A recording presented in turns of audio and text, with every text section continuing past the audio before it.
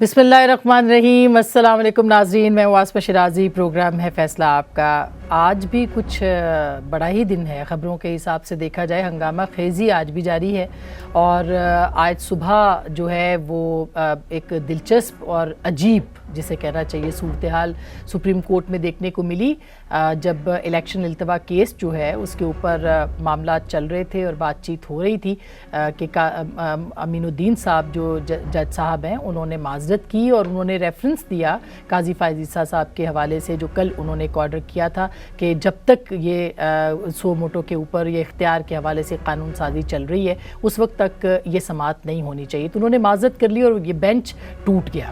اب صورتحال یہ ہے کہ 4 رکنی بینچ کہا جا رہا ہے، اب تک چونکہ آرڈر آف دا ڈے ہم بھی انتظار کر رہے ہیں اس میں کنفرم ہو جائے گا، لیکن وہ جو باقی 4 ججز ہیں وہ اب کل کا جو معاملہ ہے وہ سنیں گے اس کیس کے حوالے سے، لیکن یہ بہت ہی غیر معمولی واقعہ ہے۔ اس سے پہلے بھی یہ بینچ ٹوٹ چکا، آج بھی یہ بینچ ٹوٹا ہے۔ اس سے پہلے عطر من اللہ صاحب اور یحییٰ آفریدی صاحب نے معذرت کی تھی اور ساتھ میں اپنا فیصلہ بھی لکھا تھا، پھر منصور علی شاہ صاحب اور مندوخیل صاحب نے اس فیصلے کی توثیق کی تھی یہ کہہ کے کہ 4-3 کا یہ فیصلہ ہے، اور 2 ججوں نے جو ہے ان کو ریکیوز کیا تھا، پھر ان میں سے ایک جج صاحب اعجاز الاحسن صاحب دوبارہ اس بینچ کا حصہ بنے۔ تو بہت سارے معاملات ہیں جو کہ جوڈیشری کے حوالے سے دیکھنے کو مل رہے ہیں، اور کہا یہ جا رہا ہے کہ 1997 کی سی صورتحال ہے جب جسٹس سجاد علی شاہ صاحب سے ان کی بغاوت کی تھی ان کے اپنے ججز نے، اور ایک بڑی تعداد میں جو جج صاحبان تھے انہوں نے ان کو گھر جانے پہ مجبور کر دیا تھا۔ تو کیا ایسی ہی صورتحال ہے؟ اس کے اوپر بھی بات کریں گے۔ اور دوسری جانب آج سینٹ نے یہ جو بل تھا، جو پروسیجر بل کہا جا رہا ہے، اس کو بھی منظور کر لیا۔ سینٹ کے اندر 25 اراکین کی تعداد ہے پاکستان تحریک انصاف کی، اور 60 کی اکثریت سے 19 کے مقابلے پہ یہ بل آج سینٹ کے اندر یعنی بھاری اکثریت کے ساتھ جو ہے یہ منظور ہو چکا ہے۔ اب اس کو صدر مملکت کے پاس جانا ہے، اور صدر مملکت کے دستخط سے یہ باقاعدہ ایک قانون بن جائے گا۔ بہت سارے لوگ اس کو اپریشیٹ کر رہے ہیں، بار کونسلز اس کو سراہ رہی ہیں، کچھ لوگ ٹائمنگ کے حوالے سے بھی بات کر رہے ہیں، لیکن بہرحال یہ ایک اہم ڈیولپمنٹ ہے۔ اب دیکھتے ہیں صدر مملکت اس کے اوپر کیا کرتے ہیں۔ دوسری جانب وزیر اعظم نے جو کیوریٹو ریویو تھا ریفرنس قاضی فائز عیسیٰ صاحب کے خلاف، اس کی واپسی کے لیے بھی صدر صاحب کو سمری بھیج دی ہے، اور یہ کہا ہے کہ یہ ایک غلط ریفرنس تھا اس لیے اس کو واپس لیا جائے۔ اب دیکھنا یہ کہ صدر صاحب اس کے اوپر کیسے ریئیکٹ کرتے ہیں، لیکن بہرحال یہ کافی ڈیولپمنٹس ہیں جو کہ اب عدالت یا جوڈیشری کے حوالے سے سامنے آ چکی ہیں۔ اس کے اوپر بھی ہم آج کے اس پروگرام میں بات کریں گے۔ یہ محاذرائی کہاں تک پہنچے گی اس پہ بھی بات کریں گے، اور اس کے ساتھ ساتھ نیب نے آج عدالت کے اندر عمران خان صاحب کے خلاف جو ہے وہ یا ان کے بارے میں کچھ سوالات جو ہے وہ تقریباً 12 سوالات جمع کروائے ہیں، وہ بھی کافی دلچسپ ہیں، ان پہ بات کریں گے۔ اس میں سوال جو بھیجا گیا ہے وہ یہ ہے کہ آپ نے توشہ خانہ سے حاصل کیے گئے گفٹ کتنی بار فروخت کیے، آپ نے کون کون سی چیزیں فروخت کی، آپ نے کب اور کس کو گفٹ فروخت کیے، کیا ان ٹرانزیکشنز میں کوئی مڈل مین یا وومن شامل تھی، یعنی کوئی مڈل مین یا خاتون شامل تھی، آپ نے بطور وزیر اعظم پاکستان کتنے تحائف لیے، تحائف کی فروخت سے حاصل رقم بینک یا کیش کی صورت لی کہ نہیں لی۔ توشہ خانہ کیس جو ہے اس میں عمران خان کی نے بھی جو ہے وہ اپنی طلبی کے خلاف عدالت سے رجوع کر لیا ہے کہ ان کو استثناء دیا جائے اور اس کیس کو فارغ کیا جائے۔ اس سلسلے میں اب دیکھنا یہ ہے کہ وہ کیا یہ تمام تفصیلات یا رسیدیں جسے کہنا چاہیے وہ پیش کر پائیں گے نہیں کر پائیں گے۔ یہ بھی اپنی نوعیت کا مختلف کیس ہے توشہ خانہ کے حوالے سے اور سابق وزیر اعظم کے حوالے سے بھی۔ یہ سارے معاملات ہیں، ان پہ بات کریں گے۔ جناب حسن رضا پاشا صاحب ہمارے ساتھ موجود ہیں جو کہ پاکستان بار کونسل کے چیئرمین ہیں، بہت بہت شکریہ آپ کی تشریف آوری کا۔ بیرسٹر گوہر صاحب ہمارے ساتھ موجود ہیں آفٹر لانگ ٹائم، اور جوڈیشل موومنٹ میں بڑا ان کا نام کردار بھی رہا، بہت بہت شکریہ آپ نے بھی ہمیں جوائن کیا ہے۔ ہم منتظر ہیں قیوم صدیقی صاحب کے، کورٹ رپورٹر بھی ہیں، سینئر کورسپونڈنٹ بھی ہیں، تھوڑی دیر میں شاید وہ بھی ہمیں جوائن کریں۔ سب سے پہلے پاشا صاحب آپ کے پاس میں آنا چاہتی ہوں سر، یہ جو صورتحال ہے جو عدالت میں چل رہی ہے اس وقت، آج تو کافی امبیرسنگ سچویشن تھی کورٹ کے لیے، تو یہ کیوں ایسا ہوا ہے اور کیا ہو رہا ہے؟ یہ صرف کورٹ کے لیے امبیرسنگ پوزیشن نہیں تھی، کچھ اور بھی فریق تھے جن کے لیے امبیرسنگ پوزیشن ہوئی، لیکن ایک چیز جس کو میڈیا بھی اور کچھ دوست بات کر رہے ہیں کہ اس کی بھی ٹائمنگ بڑی الارمنگ ہے کہ قاضی فائز عیسیٰ صاحب کا فیصلہ جو 2 رکنی اکثریتی سے وہ کیا گیا 184(3) کے کسی کیس کے حوالے سے، تو یہ اس ٹائم پہ آنا بھی کوسچن مارک ہے. تو وہ میں تھوڑی سی کلیئر کرتا چلوں بات کہ اس کیس کی ہیئرنگ 15 مارچ کو ہوئی، اور 15 مارچ کو یہ آبزرویشن قاضی صاحب کی اور امین الدین خان صاحب کی آ گئی تھی، اور سیم ڈے آرڈر لکھا گیا تھا. اچھا یہ پرانی ہے، یہ 15 مارچ کی تو ہے. یہ کل کیوں آئی سامنے؟ میں عرض کرتا ہوں جی جی. کیونکہ 3 رکنی بینچ تھا، اس میں مسٹر جسٹس شاہد وحید صاحب تھے، انہوں نے نہ ہاں کی تھی نہ کی تھی. تو یہ آرڈر چلا گیا ان کے چیمبر میں. انہوں نے آج اختلافی نوٹ سائن کر کے جب آؤٹ کیا تو تینوں ججز کے دستخط ہو گئے اس ججمنٹ پہ. تو اس میں یہ آج یہ سامنے کل یہ بات سامنے آئی کہ یہ فیصلہ ہوا. کل سے یہ بات بار بار ایک تواتر کے ساتھ ہو رہی ہے کہ یہ جی ان کے فیصلے کے بعد جو ہے انہوں نے فیصلہ کل دیا ہے قاضی صاحب. یہ یاد رہے کہ یہ ابھی کیس شروع نہیں ہوا تھا، تب یہ ہو چکا اس سے پہلے کا یہ ہو چکا تھا. اچھا اس کے اوپر دستخط یا آرڈر، اور یہ آپ کے پرنٹ میڈیا نے رپورٹ بھی کی ہیں یہ چیزیں اس وقت. اس دن فیک نیوز کا اتنا دورہ ہے کہ کیا کریں اب کس وقت کون سی خبر چل جائے. یہ ہوا ہے. تو لیکن یہ غیر معمولی حالات ہے پاشا صاحب. بالکل. تو اخلاقی طور پہ جسٹس امین الدین صاحب کا اس بینچ میں بیٹھنا جس میں وہ آلریڈی اپنی آبزرویشن دے چکے ہیں کہ 184(3) جو ہے وہ اس طرح وہ ہم روک چکے ہیں، تو اس میں بیٹھنا مناسب نہیں لگتا تھا، اسی لیے انہوں نے ریکیوز کر لیا. اب آپ دیکھیں کہ اس کے بعد میرا خیال ہے میں بھی سپریم کورٹ سے چونکہ اپنے پاکستان بار کونسل آفس چلا گیا، اور وہاں سے جب نکلا تو شام ہو چلی تھی تقریباً کوئی 4:30. اس وقت تک میڈیا پرسن سارے بیٹھے ہوئے تھے. ٹھیک بات ہے. اور اس انتظار میں تھے کہ شاید کوئی بینچ کی اناؤنسمنٹ آئے. وہ پھر گور صاحب میرا خیال ہے وہاں موجود تھے. یہ آ گیا جی، کورٹ اسسٹنٹ نے آرڈر سنایا کہ یہ ایڈجرن ہو گیا کل کے لیے. اور لیکن بینچ ابھی تک وہی بینچ ہے 4 کا. جو اگر ایڈجرنمنٹ کی بات آئی ہے تو پھر کانسٹیٹیوشن آف نیو بینچ کی بات نہیں نظر آ رہی. پھر وہی بینچ ہوگا شاید. ایسی ویسے ہونا تو مطلب ریکانسٹیٹیوٹ تو اسی کو ریکانسٹیٹیوٹ کر دیں گے کہ 4 رکنی بینچ ہے. اچھا جس طرح پہلے کر دیا تھا 9 سے 7 9 سے 5 آ گیا تھا. 9 سے 5 آ گیا تھا. سر اب یہ نہ ہو آخر میں گوہر صاحب صرف چیف جسٹس صاحب بچے. نہیں ایسے نہیں ہے. ویسے بھی باقی 3 جج تو کافی ان کے ساتھ نہیں. وہ آج کا جو آرڈر ہوا تھا یہ ضرور ہوا تھا. پہلے انہوں نے جج صاحب نے اپنے آپ کو ریکیوز کر لیا. جب ریکیوزل کے بعد جج صاحبان چلے گئے واپس نہیں آئے. 4 بجے کے قریب ان کے جو کورٹ ایسوسیٹ ہے اس نے چھوٹا آرڈر پڑھ کے سنایا. 2 اس کے ساتھ فائل میں تھا، شاید اس میں پوری ڈیٹیل ہے. انہوں نے یہ آرڈر کر لیا کہ the case is adjourned to a date to be fixed before a bench in which one of us, Amin Uddin Khan, is not a member. تو which means کہ ایڈجن اگر ہو جائے تو یہ سیم بینچ چلے گا. لیکن یعنی کل پتہ چلے گا، ضروری نہیں ہے وہی بینچ ہو. لیکن جب کیس ایڈجرن ہو جاتا ہے تو وہی بینچ ہے. ادروائز اگر آپ نیو بینچ کنسٹیٹیوٹ کریں اور اس میں نئے کسی جج کو آپ لے آئیں تو پھر ری ہیئرنگ ہوتی ہے. لیکن بڑی ڈیوائڈ ہے. دیکھیں یہ تو بڑا انفارچونیٹ ہے. ڈیوائڈ نہیں ہونا چاہیے. لوگ اپنی کنٹروورسیز اور کیسز اور ڈسپیوٹس سپریم کورٹ کے پاس لے کے جاتے ہیں اور ان سے توقع رکھتے ہیں کہ وہ یونائٹڈ ہوں گے. آلدو ان میں کبھی ایسا یونائٹڈ نہیں ہوتا. سپریم کورٹ کوئی ایسوسیشن نہیں ہے کہ وہ ہمیشہ سے ایک وائس سے بولے. ریجمنٹ تو نہیں ہے. ان کو یہ ضرور ہے کہ جب آپ اختلاف کریں تو لیگل ایشوز بھی کریں، لیکن آپس کی اختلافات ایسے نہ لے کے جائیں. جس طرح شاہد وحید صاحب نے صحیح فرمایا، اس میں یہ لکھا ہے کہ اگر بینچ ریلیٹڈ کوئی بات ہے تو آپ چیف جسٹس کو نوٹس میں لیں. دیکھیں اس سے پہلے بھی اس طرح ہوا تھا. قاضی فائیسا صاحب نے ایک نوٹ لکھا اور قیوم صدیقی صاحب موجود ہیں. انہی کی ایک پٹیشن آئی تھی. انہوں نے ریکویسٹ کی تھی جس پہ بعد میں چیف جسٹس نے ایک لارجر بینچ بنایا تھا کہ سوموٹو نوٹس لینا چیف جسٹس کی ثواب دی دے. اب اسی سے ریلیٹڈ اگر آپ نے ایکشن کرنا ہے اور یہ کہنا ہے کہ جتنے بھی آرٹیکل 184(3) کی پٹیشنز پڑھی ہے جس میں انہوں نے 3 کیٹیگریز دی، اپلیکیشنز، آرڈینری پٹیشنز اور امپورٹنس جو میٹر ہے وہ. اس کا مطلب ہے HRC کیسز بھی اور موجودہ بھی یہ سارے وہ کہتے ہیں کہ دے شل ریمین اسٹے انٹل رولز بنے. اب سٹل پرنسپل اب لا یہ رہا ہے. لیکن وہ کہہ رہے ہیں کہ یہ تو 15 مارچ کو ہو گیا تھا. جب بھی ہوا ہے. لیکن قانون یہی ہے کہ جب بھی لا موجود ہو تو لا پہ عمل درآمد آج تک کبھی کسی نے نہیں روکا. یہ پہلا کیس ہے ہسٹری کا جس میں جج صاحبان دو کہہ رہے ہیں کہ سب پہ عمل درآمد روکو انٹل ہم رول بنا لیں. یہ کبھی پہلے نہیں ہوا. جو آرٹیکل کے موجود ہیں اور اس کے مطابق اس کا مطلب ہے کہ اگر رول اتنا نہیں ہے کہ بینچ کیسے بنایا جائے گا تو جو اس آلریڈی ڈسپیوٹڈ کیسز ہے اور چل رہے ہیں پٹیشن ہے وہ نہ چلیں.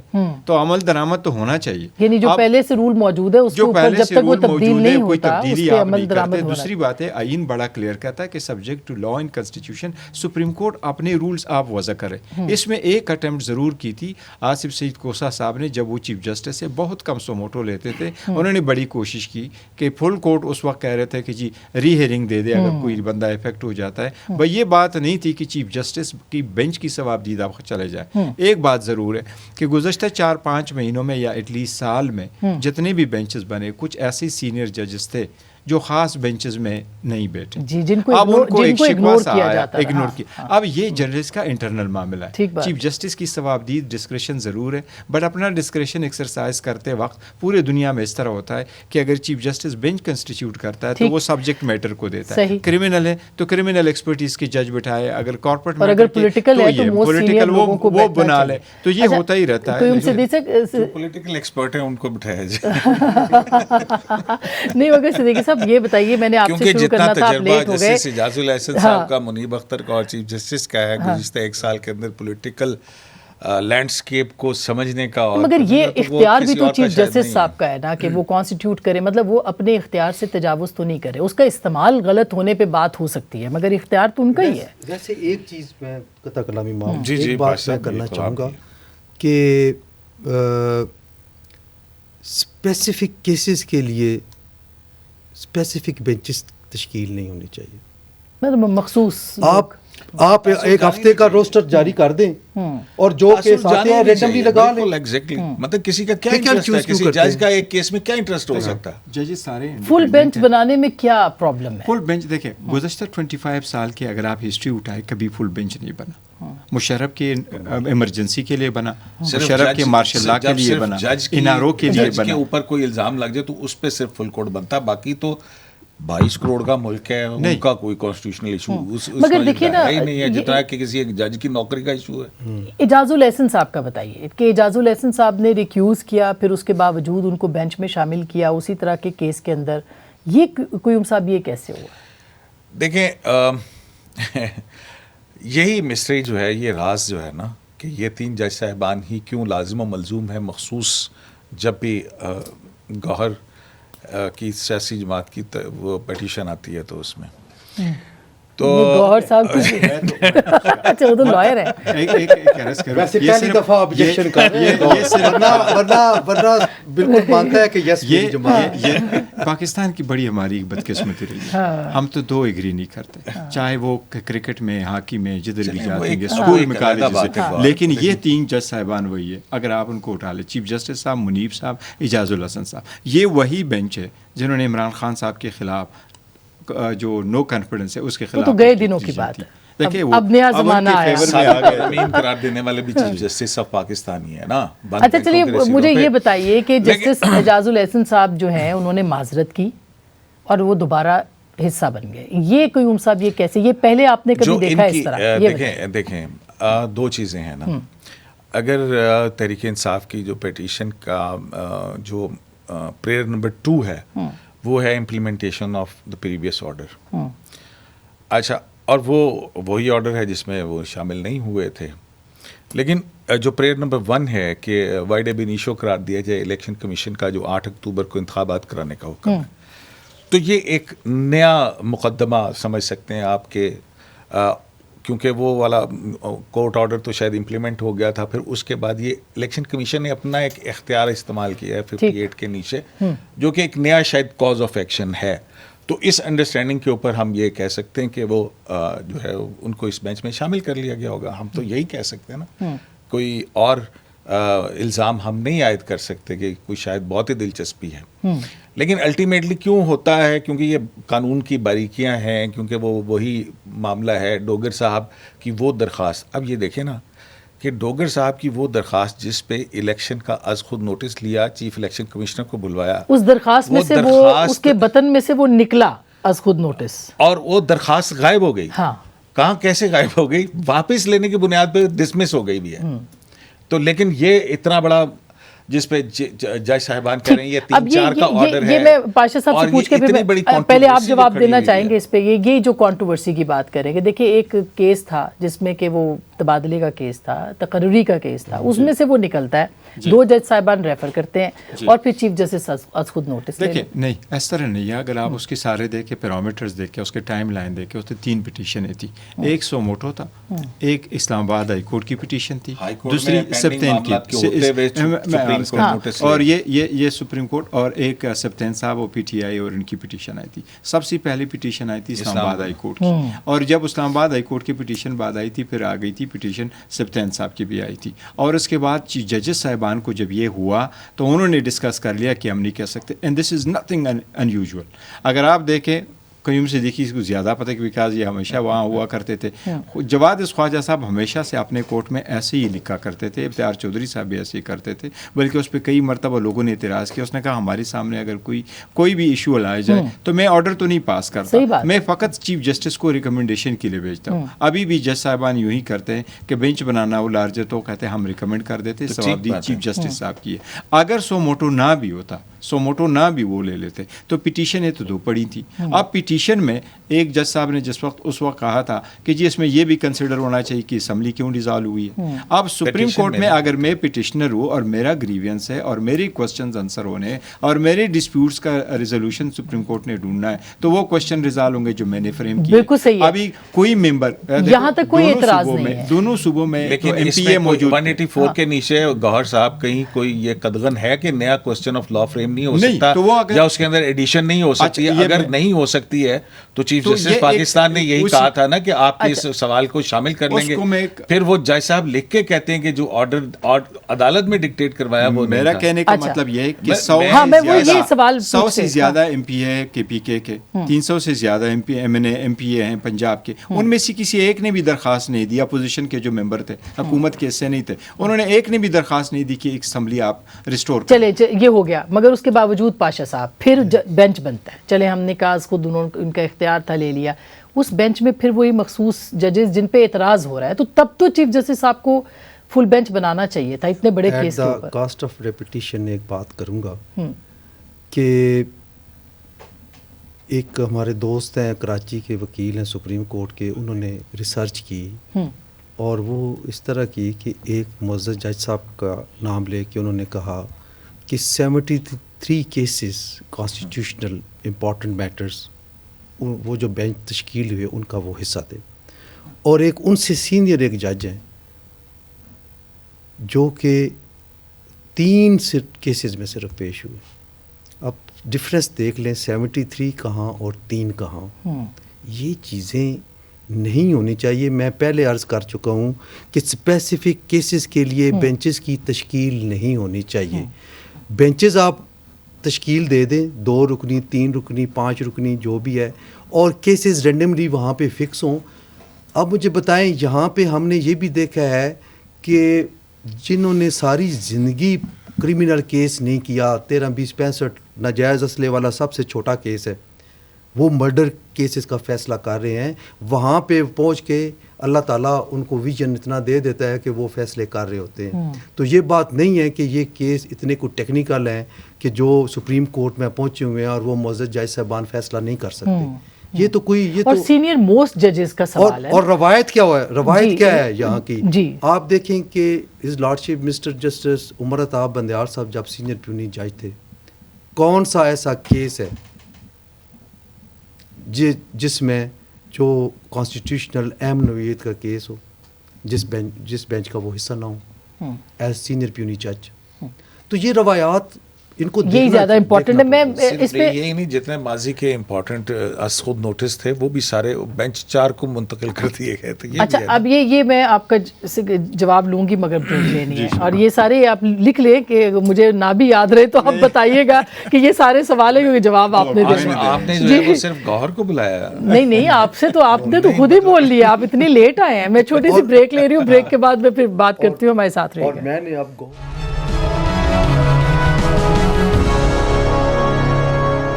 ویلکم بیک ناظرین، ایک دفعہ پھر آپ کو خوش آمدید کہتے ہیں. تو بیسر گوہر صاحب، یہ جو سوال تھے اس کا جواب ایک تو ایک طرح کے بینچ کے اوپر ہم اس کو کنکلیوڈ کریں گے، پھر آگے بڑھیں گے کہ ہوگا کیا اس مہاجرائی کا. تو یہ پھر جو بات پاشا صاحب کہہ رہے تھے کہ یہ ان یوزول ہے، اس کو یہ یہاں تک نہیں پہنچنا چاہیے تھا، اس کی ذمہ داری بھی تو چیف جسٹس صاحب پہ آتی ہے. نہیں، میں یہ سمجھتا ہوں کہ بالکل چیف جسٹس کی ذمہ داری ہے اور نہیں چاہیے. یہ سارے چیف جسٹس کے جو ہے ہم لیگلی ان کو یہ کنسیڈر کرتے کہ they are equal. He is senior amongst the equals. یہ پرنسپل رہا ہے. یہ سارے ایک جیسے ججز ہیں اور ان میں کوئی فرق نہیں ہے. آپ نہیں دے سکتے ایکسیپٹ کہ اگر کوئی ایکسپرٹیز کے بیس پہ آپ کوئی بینچ کا کرے. اگر کسی جج کو شکوہ شکایت ہے کہ آپ مجھے بینچ پہ نہیں کرتے، so what I main to سے کہ یہ ان کا انٹرنل معاملہ ہے. آپ بے شک چیف جسٹس کے چیمبر میں چلے جائیں، ججز کو ساتھ لے جائیں، وہاں ریزالو کریں. جب اتنے ہائی پروفائل ایک کیس آپ کے پاس آ جاتا ہے، ایک دن ہیئرنگ ہوتی ہے، دوسرے دن ہیئرنگ ہوتی ہے. اگر آپ نے خواہ مخواہ کرنا ہے تو عوام کے لیے اور ان ایشو کے لیے بجائے اس کے کہ آپ ریزولوشن پرووائڈ کریں، آپ فردر ان کی انزائٹی کو انٹریبیوٹ کرتے ہیں. اور آپ دیکھو کچھ لوگ ایسے ہیں کہ ان کے ایک لفظ سے لوگوں کی زندگیوں پہ بہت اثر پڑتا ہے. ہم اگر آپس میں جھگڑا کریں اور ہمارا آپس کے اختلاف ہو، دس از ون تھنگ. مگر اس کا مطلب یہ نہیں کہ آپ سینئر موسٹ ججوں کو نکال دیں ہر کیس میں. میں یہ کہہ رہا ہوں نہیں، میں تو نہیں کنڈون کرتا اس چیز کو. اگر سینئر موسٹ کو وہ اگنور کرتے فار وٹ ایور ریزن، بالکل نہیں ہونی چاہیے. اس کی ریزن یہ ہے کہ this is none of the job of the chief justice کہ جی رزلٹ کیسے ہونا چاہیے. اگر میرے پاس ایک پٹیشن آ جاتی ہے، چیف جسٹس کا یہ ڈسکریشن ضرور ہے، لیکن ڈسکریشن بھی پراپرلی ایکسرسائز ہونے چاہیے. کبھی سینئر کو بٹھاؤں، کبھی جونیئر کو بٹھاؤں اور بینچ کو تھوڑا سا بیلنس کر کے میں چلاؤں تو دس از آور ٹیم ورک. نکل سکتا ہے اس سے. کہ میں سمجھتا ہوں کہ اس کو بیس بنا کے ایسے مطلب جو کنٹروورسی باہر نکل آ جاتی ہے، یہ نہیں ہونا چاہیے نا. اب کل جیسے بندوخیل صاحب نے کہا تھا کہ انتظامی امور کا اندرونی معاملہ ہے، تو ان کو بنا دیا کہ اس کیس کا ہی معاملہ کہ یہ بھی اندرونی ہی معاملہ ہے. تو اندرونی تو کچھ نہیں ہوتا. نہیں، بالکل اندرونی کچھ نہیں ہوتا. جب ایک ججمنٹ کی صورت میں معاملات آپ کے سامنے آتے ہیں تو پھر اندرونی نہیں ہوتا ہے. لیکن آسمان دیکھیں، یہ ابھی بات کر رہے تھے نا کہ بڑی سینٹی پریویل کرنی چاہیے اور اس طرح کچھ ہونا چاہیے. آپ یہ دیکھیں، یہ گوہر ماشاءاللہ پاکستان کے اچھے قانون دانوں میں سے ایک ہیں.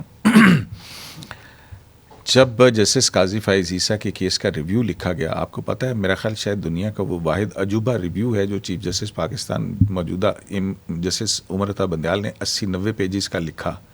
اور اس کے اندر وہ معاملات بھی لکھے جو کہ کیس فائل کے اوپر نہیں تھے، جو ایڈجوڈیکیٹ ہی نہیں ہوئے تھے، جو آرگو ہی نہیں ہوئے تھے.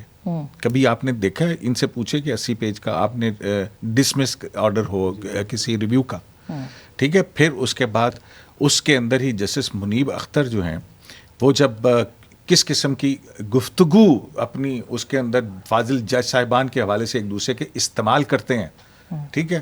پھر یہی نہیں ہے، اس سب کے باوجود جو ہے ہم یہ دیکھتے ہیں کہ مختلف جج صاحبان جو ہیں وہ خطوط لکھ کے چیف جسٹس آف پاکستان کو ان کے اس رویے کے حوالے سے آگاہ کرتے رہے.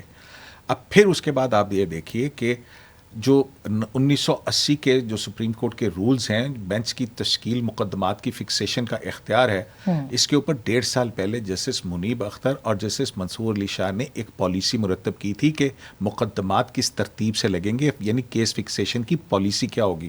وہ فائل 1.5 سال ہو گیا چیف جسٹس کے چیمبر سے واپس رجسٹرار آفس کے پاس نہیں آئی ہے. چیف جسٹس کے اسٹاف آفیسر کے ٹیلی فون کال کے اوپر بینچ بنائے اور ختم کیے جاتے ہیں. تو یہ وہ معاملات تھے جن کے اوپر جوڈیشل آرڈر آیا ہے، ٹھیک ہے. تو یہ بہت اچھی بات ہے. ہمیں تو یہ تو عدالتی ریفارمز ہیں جس کے اوپر میرا خیال ہے سبھی لوگ بات کرتے رہے کہ یہ ہونی چاہیے تھی. بات تو ٹائمنگ کے اوپر 3 سال سے فل کورٹ میٹنگ نہیں ہوئی ہے. آسما دیکھیے، آج بھی یہ معاملہ میرے خیال میں 1 دن کے اندر ریزالو ہو سکتا ہے کہ آپ فل کورٹ اجلاس بلائیں اور اس کے اندر فل کورٹ 191 کے تحت بلا لیجئے.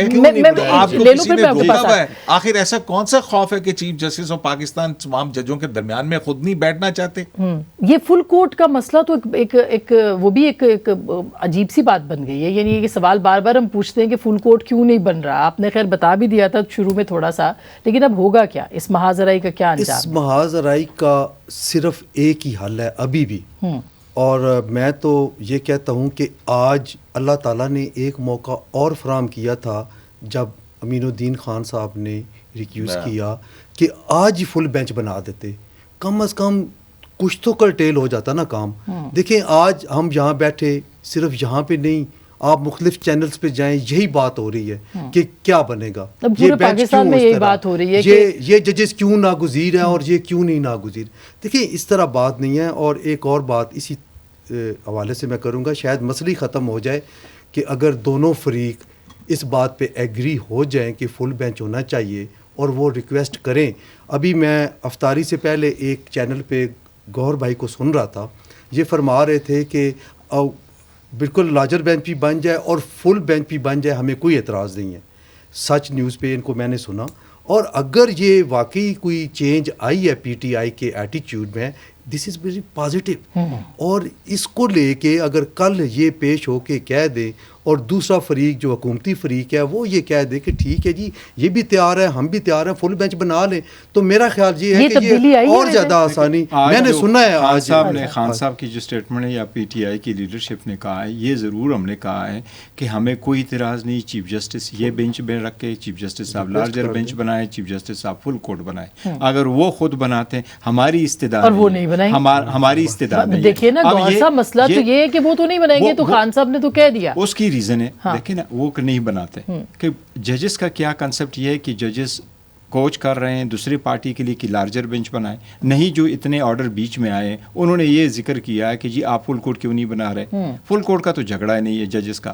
ایک جج صاحب کا جھگڑا یہی ہے کہ جی آپ اگر سو موٹو کے نوٹسز لیتے ہیں this is how it is to be regulated, وہ رولز کے مطابق ریگولیٹ ہونے ہیں. آپ اگر لیٹر لکھ کے, فار انسٹنس دو جج صاحبان نے پہلے لیٹر لکھے کہ جی جب آپ جج صاحبان کو ایلیویٹ کرتے ہیں تو ان کی سینئر اور جونیئر کیا ہو سکتے ہیں. کیا یہ طریقہ کار ہے ججز کا آپس میں کہ آپ اگر ایک لیٹر لکھتے ہیں تو رجسٹرار صاحب کو لیٹر لکھے اور پہلے اس سے کہ وہ چیف جسٹس دیکھ لے آپ وہ لیٹر لیک کر دیں. بات یہ نہیں ہے, بات یہ کہ جب اتنا تنازع بڑھ گیا ہے, جب ایک غلط میسج جا رہا ہے, جب پوری دنیا جس عدالت کی طرف دیکھتی ہے اس عدالت کے اندر تقسیم ہے, تو پھر اس تقسیم کو ختم کرنے کے لیے کیوں نہیں فل کورٹ بنایا جاتا. اگر میں سمجھتا ہوں لیٹس سپوز کل فل کورٹ بنا دیتے ہیں, کیا جو اس وقت کنٹروورسی سبجیکٹ میٹر ہے کیا وہ فل کورٹ کا سبجیکٹ میٹر ہو جائے گا؟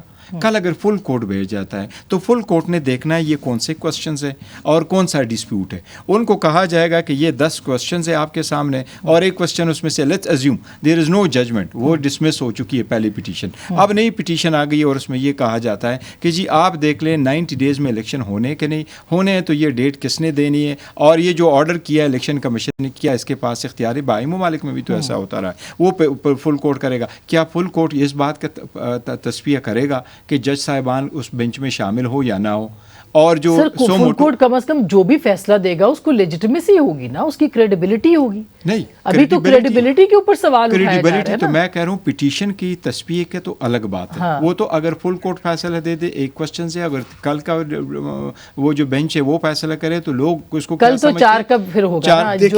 دیکھیں فل کورٹ جب بیٹھے گا تو سب سے پہلے جو فیصلہ کرنا ہوگا فل کورٹ کو وہ یہ کرنا ہوگا کہ 4-3 ہے یا 3-2 ہے. دیکھیں یہ کون فیصلہ کرے گا؟ 4-3 بالکل کہ یہ ہو بھی سکتی ہے. کسی ہائی کورٹ ایک منٹ کے لیے ازیوم کرو, ایک منٹ کے لیے ازیوم کرو یہ پٹیشن جو ہے نا 4-3 سے ڈسمس ہو چکی ہے. ازیوم کر لیں یہ ڈسمس ہو چکی, پر اس پہ عمل درآمد ہو گیا, ایک ایکشن آیا غلطی سے یا صحیح. اب یہ کہہ رہے ہیں کہ کیسے ڈسمس ہو گئی. یہ جج صاحب نے 1 مارچ کو ڈیسیجن دیا ہے, اس کے بعد صدر صاحب دے رہے ہیں اس کو ڈیٹ دے رہے ہیں, اسکیجول آ رہے ہیں اور 27 تاریخ تک 26 ڈے بیچ میں گزر گئے. تو جج صاحب اپنے رجسٹرار آسما چھوڑیں یہ کتنے دن گزر گئے کتنے دن نہیں گزر گئے ہیں. دیکھیں بات یہ ہے کہ اگر ایک آرڈر آف دی کورٹ یہ بنتا تھا کہ 3-4 کا ہوگا, یہ کنفیوژن نہیں ہونی چاہیے اور یہ کنفیوژن برقرار رکھی کیونکہ order of the court Fazil chief justice نے کرنا تھا. کیا یہ جوڈیشل مس کانڈکٹ نہیں؟ ابھی تک نہیں ہے. اچھا میں ایک بریک لے لوں. ابھی تک نہیں ہے. اور کیا یہ جوڈیشل مس کانڈکٹ نہیں کہ ایک غلط آرڈر کے پیچھے لگوا دیا سب کو؟ ہاں بالکل. میں ایک چھوٹی سی بریک لیتی ہوں ناظرین, اس کے اوپر ہم مزید بھی بات کریں گے کہ کیا واقعی یہ مس کانڈکٹ نہیں ہے. بریک کے بعد ویلکم بیک ناظرین, ایک دفعہ پھر آپ کو خوش آمدید کہتے ہیں. پاشا صاحب میں اس سے پہلے کہ مس کانڈکٹ کے اوپر بات جواب لوں گا اور صاحب سے, مجھے یہ بتائیے کہ کیا یہ اب اس کا نکلے گا کیا نتیجہ؟ کیا آپ کو لگتا ہے جیسے سجاد علی شاہ والی سچویشن ہو سکتی ہے جس میں ان کو گھر جانا پڑا تھا؟ میں ابھی بھی پازیٹیو ہوں, شاید اس طرح کی صورتحال نہ بنے. وہ وقت اور تھے, اب کچھ اور ہیں. اور لیکن جو کھینچا تانی ہو رہی ہے اور جتنا اوپنلی اب معاملات ہو گئے ہیں. اس وقت اس طرح اوپنلی نہیں تھا. ایک ججمنٹ آ گئی, کوٹا بینک کا فیصلہ آ گیا, چلے وہ فیصلے بولے اور پھر آگے جو عمل درآمد ہوا. لیکن یہاں پہ باتیں سرفیس پہ بہت زیادہ آ گئی ہیں جو پہلے سرفیس پہ نہیں آتی تھی اور نیچے رہتی تھی اور مسٹری رہتی تھی, کسی کو پتہ نہیں ہوتا تھا کہ کیا. اب ویسا نہیں, اب ساری مسٹریز آپ دیکھیں کہ جسٹس منصور علی شاہ صاحب اور جسٹس مندوخیل صاحب کا جو یہ 27 پیجز کا جو فیصلہ آ گیا ہے, اس میں بہت ساری چیزیں سامنے آ گئی ہیں جو اشارے کنایوں میں تو لوگ کہہ رہے تھے, بتا نہیں رہے تھے. وہ بات ایک مسٹری یہ تھی کہ کیا 2 ججز یحییٰ افریدی صاحب اور اطہر من اللہ صاحب ریکیوز کیا ہے یا ان کو نکالا گیا ہے. تو اس سے یہ بات واضح ہوگی کہ ان کو نکالا گیا, انہوں نے ریکیوز نہیں اور انہوں نے اپنا فیصلہ دے کے کیا. سر میں یہ کہتا ہوں کہ جو سجاد علی شاہ کا ٹریلر جنہوں نے چلوایا انہی کی حکومت ہے اور انہی کی کوشش ہے کہ وہ دوبارہ ہو جائے. انشاءاللہ تعالیٰ عدلیہ آزاد ہے اور اسٹرانگ ہے, مضبوط ہے, عدلیہ کبھی ریپیٹ نہیں کرے گی. جو یہ کوشچنز بار بار کیا جاتا ہے کہ ان کو نکالا گیا نہیں کیا گیا, پاشا صاحب اچھی طرح جانتے ہیں. پی ایل ڈی کی کتابیں چھپتی ہیں, اس میں ججز کی ڈیسیجن چھپتے ہیں. ان سے یہ پوچھ لے کیا اطہر من اللہ اور یحییٰ افریدی کا جو نوٹ ہے کیا وہ پی ایل ڈی کی کتاب میں چھپے گی as part of the judgement? وہ کبھی نہیں چھپے گی. اچھا صدیقی صاحب, اچھا صدیقی صاحب دیکھیں آپ نے جو سجاد علی شاہ والی بات کی نا, مجھے صرف اتنا یاد ہے کہ 3 نومبر 2007 کو بیرسٹر گوہر جو ہے وہ ہمارے ساتھ تھے. تو 7 رکنی بینچ نے ایک ریسٹریننگ آرڈر پاس کیا تھا کہ کوئی جج پی سی او کے تحت حلف نہ لے اور کور کمانڈرز کو روکا تھا. جی 3 نومبر ایمرجنسی والے دن. تو ان میں سے بہت سارے جج صاحبان نے اس آرڈر پر عمل نہیں کیا تھا. تو وہ مطلب ایک جوڈیشل آرڈر تھا اور اس پر ان جج صاحبان کو کنٹیمپٹ آف کورٹ کے نوٹسز ایشو ہوئے تھے, جس پہ عبدالحمید ڈوگر صاحب نے پھر ریٹائرمنٹ بینیفٹ بچانے کے لیے کورٹ سے معافی مانگی تھی. گوہر آپ کو یاد ہے؟ جی بالکل. تو اس کا مطلب ہے کہ جو جوڈیشل آرڈر کی خلاف ورزی دیگر جج صاحبان کریں گے ان کے خلاف کنٹیمپٹ آف کورٹ کی کارروائی ہو سکتی. یہ میرا سوال تھا آپ سے. آخری اس کا جواب دے دیں, چند سیکنڈز رہ گئے.